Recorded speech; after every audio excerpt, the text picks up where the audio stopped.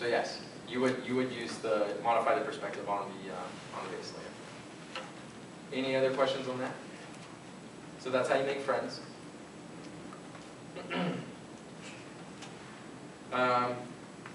Okay. Oh wow, we're an hour in already. So I have more things to go over, but if you have other things to do, don't be afraid to just get up and walk out. It won't hurt my feelings. I'm feelings of steel. So I've got some more examples to show you guys though, and I think that they're interesting, so please feel free to stay. The next thing that I'm going to show is the Align tool. This is especially helpful for when you're designing logos or desktop wallpapers, for example. So I'm going to do exactly that. I'm going to create a new desktop wallpaper, and it's going to be 640 by 480. And I want it to have white background. Now, let's say I'm a big fan of the shockers. So I'm going to open as layers my shocker image. Blue. There he is. I'm going to move him over to the side here. And you know what? I'm going to scale him down. Hit Shift-T. Of course, you can select it from the toolbox as well. And I'm going to scale him down a ways. It's maybe a little too small. That looks pretty good. So now he's scaled. But let's say I want him centered vertically. I can eyeball it, or I can maybe look at the size of the layer and the size of the image and subtract the difference and divide by 2 to determine the displacement from vertical. No, that's way too much work. What I'm going to do is I'm going to select the alignment tool. Then I'm going to select on the background image, and I'm going to hold Control to select Move. I'm sorry, select the background image, hold Shift to Control to select Move. And I'm going to hit the Distribute button. So now he's centered vertically. To make that more obvious, I'm going to move him all the way to the top. Select my Align tool again, background, Shift, Blue, Distribute, vertical. So now he's aligned top to bottom in a second. Of course, the same thing works to center him horizontally, which I will demonstrate with some text. We haven't seen the text tool yet. That's because it's pretty obvious. It's just a text tool. I'm going to draw a box. I'm going to type some text. Go shocks. And of course, I'm going to change my color to black so we can actually see what's going on there. And there it is. I can change the font, and I can make it bigger. Maybe too big. And maybe I want that to be on 2 lines, so I'm going to get rid of that space. I'm going to put a line key there and make my rectangle a little bit bigger. So I see go shocks. I'm going to change this to center. Of course, if I wanted this to be centered on the image, I can either make my box as big as the image, or I can use my alignment tool. So I'm going to select my alignment tool. I'm going to select the background and then Shift and click on the text and align it both horizontally and vertically, and bring it to the front by rearranging the layers. There we go. Not a very impressive background for your desktop wallpaper, but there it is. Something to demonstrate the Align tool. Any questions about it? Can you resize or have the text box selection fit to the actual text? You can, what you can do text to selection, which will put the rendered text to the selection, and then you can crop the layer to the selection. When you do that though, what you may or may not have noticed, that I've lost the text data, and now this is just bitmap data. So this is now just a graphic. I can no longer modify the text in there. Whereas before I did that, if I right click, I could go back to text tool, and I could still change the text. So to my knowledge, there's not a good way to do that. You can do it manually by selecting text tool. No, you can't. Nope, I don't know a good way to do that without losing the text data. Of course, you could always duplicate the layer. Oops. Duplicate the layer, turn your old one off, and then work on your new one. That way you still have the original text there for you to work with. Any other questions? Okay, let's make a more interesting background. One of the cool things that you can do with GIMP it supports different filters, and it actually has a scripting framework, so a lot of people write plugins and stuff like that for it. But there's a lot of built-in filters that you get right out of the box. So I'm going to close this image, and I'm going to open one of the logo of the Cincinnati Bengals. It's a tiger. I don't know if you can tell that. The first thing I'm going to do is I'm going to make this bigger. I'm going to make this image bigger. So I'm going to go to Image, Canvas Size. I'm going to scale it to 200%, which of course will make the image 4 times as large. Resize. Control-Shift-E to shrink wrap. Make sure everything's in view. And there's my tiger. I want him to have a friend. So I just hit Duplicate Layer. Now I have 2 tigers. I'm going to hit M for Move, and I can rearrange them a little bit. And I'm going to go back to that first layer. I'm going to flip it horizontally so that they're facing each other. And to go back to my Move tool, I'm going to kind of offset them a little bit. So there they are, my tiger friends. The next thing that I'm going to do is I'm actually going to merge these 2 layers together. Right now you'll notice that they're 2 separate layers. I'm going to merge them by right-clicking and do a merge down on the layer above. So now they're 1 layer, and I'm going to modify that layer so that it's as large as the image. Layer to image size. Now that I have that, I'm going to use one of the filters that I spoke about earlier under the map menu. Oh wait, I can't.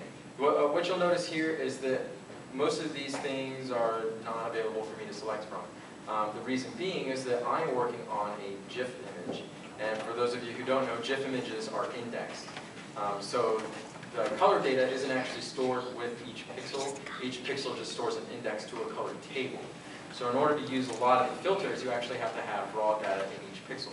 So I'm going to modify this image. I'm going to go to Image Mode and change it to RGB, which will convert it so that every pixel has its own information about the color that it stores instead of a reference to a color table. Now I should have all of those filters available to me. Map. I'm going to select Make Seamless. So basically what it's done here is it's made this image so that it's, it can be tiled without any seams. So I'm going to make it bigger again. Scale, canvas size, 200% one more time. And now I've got this layer. I'm going to duplicate it once, move it, so select the Move tool, M key. I'm going to click it. Now if I want to lock to a specific axis, I can hold down the Control key. That's going to lock it to the X-axis there. And I'm going to zoom in before I do that so I can make sure that I'm actually lining up. Click to move, Control key to lock. Oops. Control key to lock.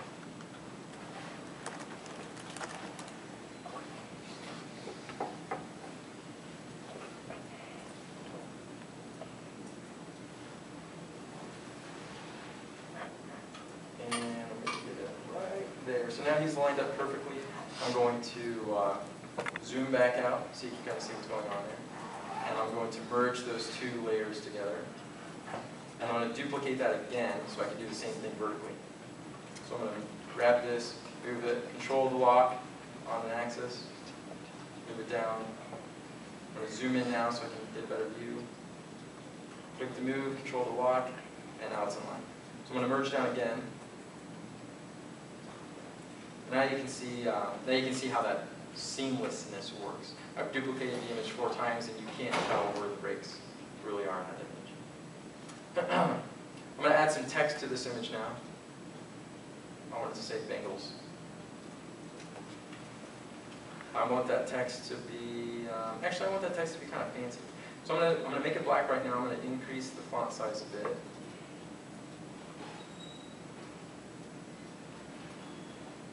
There it is, Bengals.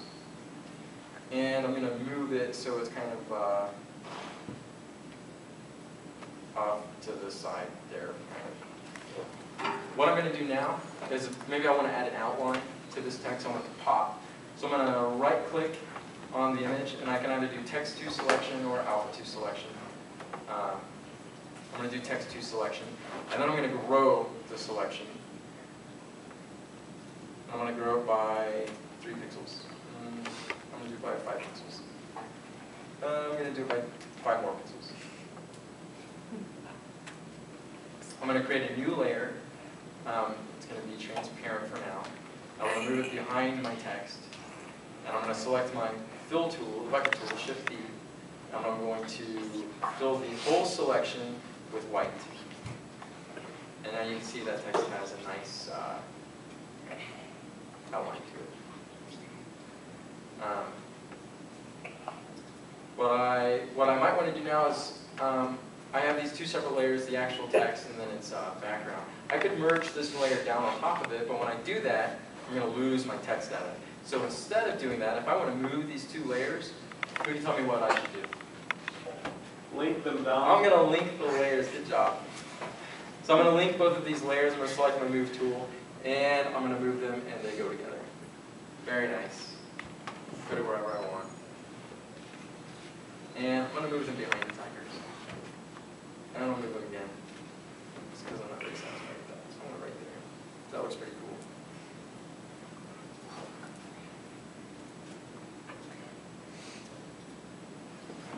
So there's my new desktop background. Now what you'll notice is that there's a lot of transparency there. Maybe your operating system doesn't let you do transparency. So you can add a new layer with some color on it and move it to the back, to the bottom. So you can kind of see what the end result would be. Of course I can change that color. Maybe I want to use the orange that's from the tiger. I can get that orange using the eyedropper tool. And of course I need to select the layer that has the color that I want. So I selected the eyedropper tool, made sure that the tiger layer is selected. And I'm going to click down on some orange. So now I've got that orange color as my foreground color, and I'm going to fill the background with that color. That doesn't look that great. Maybe I want to change the color a little bit. I want to come in here and I want to make it a little bit darker. And that looks better. There we go. Or maybe I want to do something kind of fancy, and I want to pick my eyedropper again. Back to my tigers.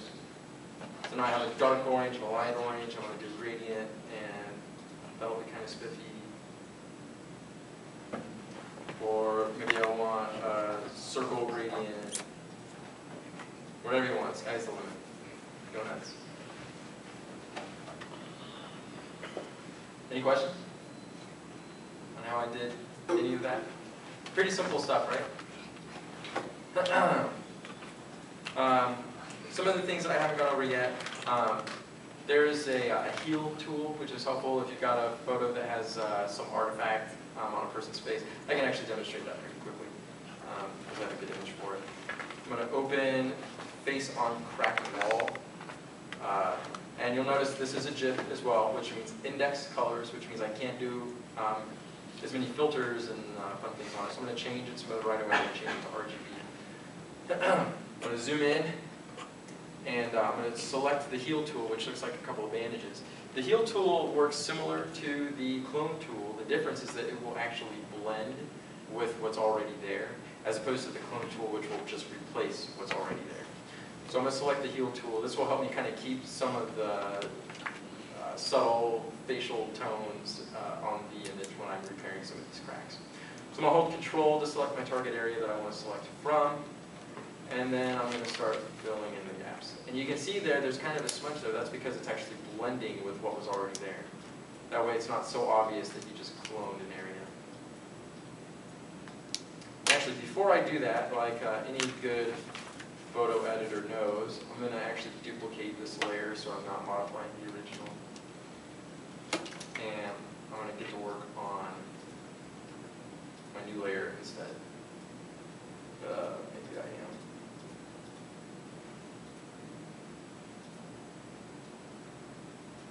Well, It's indexed.